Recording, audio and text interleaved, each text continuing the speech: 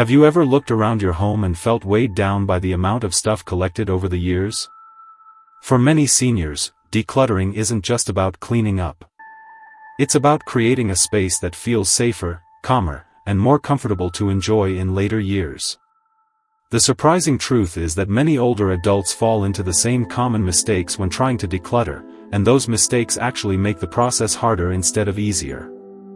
In this video, we'll talk about 8 of the most common decluttering mistakes seniors make, and more importantly, how to fix almost all of them with simple changes. The first mistake is holding on to too many sentimental items. Old birthday cards, countless photos, or clothing from loved ones who have passed can easily pile up.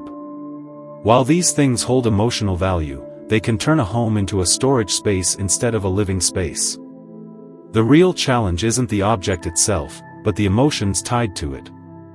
The truth is, memories live in you, not in the item. Keeping a few meaningful treasures while letting go of the rest allows you to honor the past without being buried under it.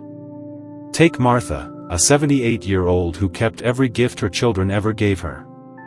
Her attic and closets were overflowing, and she felt guilty even thinking about letting go. With her daughter's help, she chose a few special items and donated the rest. To her surprise, she felt lighter, not guilty. By reducing sentimental clutter, you make more room to live comfortably today. A few cherished objects on display bring joy, while boxes hidden away only bring stress. The second mistake is keeping duplicates you don't actually need. Maybe it's 3 sets of measuring cups, 5 flashlights, or half a dozen coats that all serve the same purpose. Having 1 or 2 backups is fine, but filling your home with duplicates only creates clutter and makes it harder to find the things you truly use. This often comes from a scarcity mindset, the fear of not having enough someday. But real peace comes from keeping only what's truly useful and letting go of the excess. Growing up in times when money was tight, many older adults developed the habit of saving everything, just in case. While that habit may once have been helpful, today it often creates more stress than security. Instead of feeling prepared, you end up feeling weighed down by the sheer volume of stuff. Take George, a 74-year-old with a garage full of tools. He discovered he owned 7 hammers, most of them rusty, but always used the same one. After sorting through them, he kept the best 2 and donated the rest. Not only did his garage become easier to use, but he also felt proud knowing someone else could benefit from the extras. The truth is, duplicates drain your energy and your space. Choosing the best version and letting go of the rest restores order and simplicity. You'll feel calmer knowing that everything you own serves a clear purpose. If you're still watching this video and finding these tips helpful, comment number 2 below so I know you're here. And if you haven't subscribed yet, make sure to subscribe and turn on the bell, so you don't miss any upcoming videos. Your support allows us to keep creating content that informs and inspires. Now let's move on. Mistake number 3 is letting paper clutter pile up. Stacks of old bills, magazines, newspapers, and letters are one of the most common sources of clutter in senior households. Many older adults keep these papers because they fear they might need them later, or because throwing them away feels careless. Over time, those piles grow into mountains, making it harder to find what's truly important. The problem isn't just about losing space, it's also about peace of mind. Studies show that visual clutter increases stress and even makes decision-making more difficult. When every surface is covered with papers, your brain registers disorder, and that quiet stress drains your energy each day. Consider Robert, an 81-year-old who had boxes of bank statements dating back decades. He kept them because he thought he might need them for taxes. With his granddaughter's help, he sorted through everything, kept only the most recent records, and shredded the rest. Afterwards, Robert admitted it felt like a heavy weight had been lifted. He no longer dreaded stepping into his study. The solution is simple but powerful: keep only what you truly need. Store important documents neatly in one place, and recycle or shred the rest. By reducing paper clutter, you not only reclaim your home, but also bring clarity and calm back to your mind. Decluttering isn't about erasing your history, it's about freeing yourself from unnecessary piles so you can focus on living in the present. Mistake number 4 is storing things for someday. Many people hold on to items thinking, I might need this one day. It could be exercise equipment that hasn't been touched in years, kitchen gadgets buried in drawers, or boxes of craft supplies sitting untouched. These items quietly take up space and add to the clutter, while that someday almost never arrives. The reason many seniors hold on to things for someday comes from a desire to stay prepared and useful. Letting go can feel like waste or like giving up on future possibilities.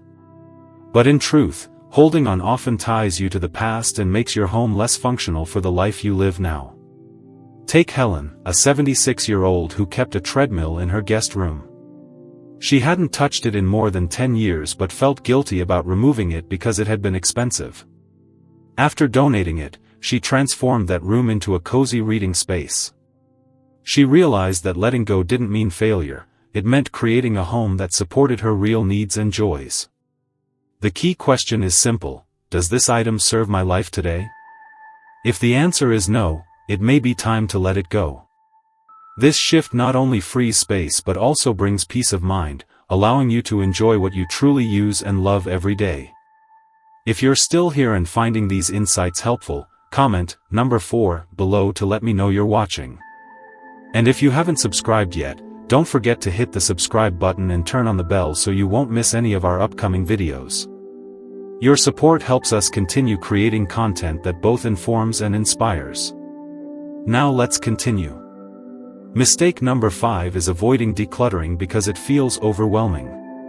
This is one of the biggest obstacles seniors face.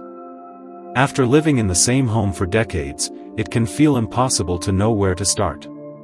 Many people avoid the task altogether, telling themselves they'll deal with it later. But later rarely comes, and the clutter keeps building year after year. The psychology behind this is simple: our brains resist tasks that feel too big. Looking at an entire house filled with a lifetime of belongings feels like climbing a mountain. That sense of overwhelm often leads to procrastination, which only increases stress over time. Think about Frank, an 83-year-old who hadn't gone through his garage in over 20 years. Every time he thought about it, he felt paralyzed. Finally, with his grandson's encouragement, he started with just one box. That small step gave him momentum, and within weeks, he had made steady progress until his garage was usable again. What once felt impossible became manageable. The key is to break the process into small, achievable steps, one drawer, one shelf, or one corner at a time. Each small victory builds confidence and reduces the feeling of being stuck. Decluttering doesn't need to happen in a single day. It's a journey of small, consistent choices that slowly transform your home into a calmer, safer, and more enjoyable place. Mistake number 6 is holding on to items out of guilt.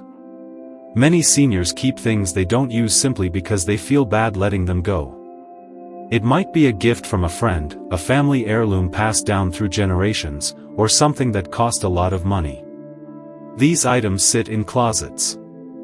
Mistake number 6 is holding on to items out of guilt. Many seniors keep things in attics, basements, or closets, not because they love them, but because it feels wrong to part with them. The psychology of guilt is powerful. Many older adults were raised to value every possession and to avoid waste at all costs. On top of that, sentimental attachments can make it feel as though letting go means disrespecting the giver. But the truth is, keeping something you don't enjoy or use doesn't honor the person who gave it. It only clutters your home and weighs down your spirit. Take Barbara, a 79-year-old who held on to a set of china her sister gave her decades ago. She never used it and didn't even like the pattern, but she felt guilty about giving it away. Eventually, she donated it to a community center where it was used for events. Barbara said she felt relieved, and instead of guilt, she felt joy knowing the china was finally serving a purpose. The fix is to remember that gifts and heirlooms represent love, not the physical object itself. Letting go doesn't erase the relationship or the meaning, it simply makes room for the things that truly support your life. If you're still here and finding these tips helpful, comment number 6 below so I know you're with us. And if you haven't subscribed yet, please subscribe and turn on the bell so you won't miss our next videos. Your support helps us keep creating content that informs and inspires. Now, mistake number 7 is not having a system for where things go. Without a clear system, items end up scattered, left on tables, stuffed into closets, or piled onto chairs. Over time, this creates daily frustration, because instead of your space working for you, it begins working against you. The psychology behind this is simple: the human mind craves order. When every item has a home, your brain relaxes because it knows exactly where to put things back. Without that system, your mind has to make dozens of small decisions each day, which leads to fatigue and opens the door for clutter. Consider Daniel, a 68-year-old who was always misplacing his glasses and mail. After his daughter helped him set up small stations in his home, a tray for glasses, a basket for mail, and hooks for keys, he noticed immediate relief. No more searching, no more wasted time. His counters cleared almost overnight. The fix is to create simple, consistent systems using baskets, bins, shelves, or labels. But the real secret is building the habit of always returning things to the same place. Once you develop that rhythm, your home feels calmer and more manageable. You'll spend less time hunting for lost items and more time enjoying the peace of your space. Finally, mistake number 8 is holding on to items out of fear of the future. This is one of the most subtle but powerful decluttering traps.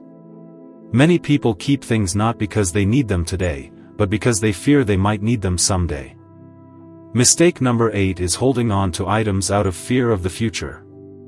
Many seniors keep things not because they need them, but because they fear they'll regret letting go, or believe that parting with them means parting with security. It might be old clothes, broken appliances, or stacks of supplies saved just in case.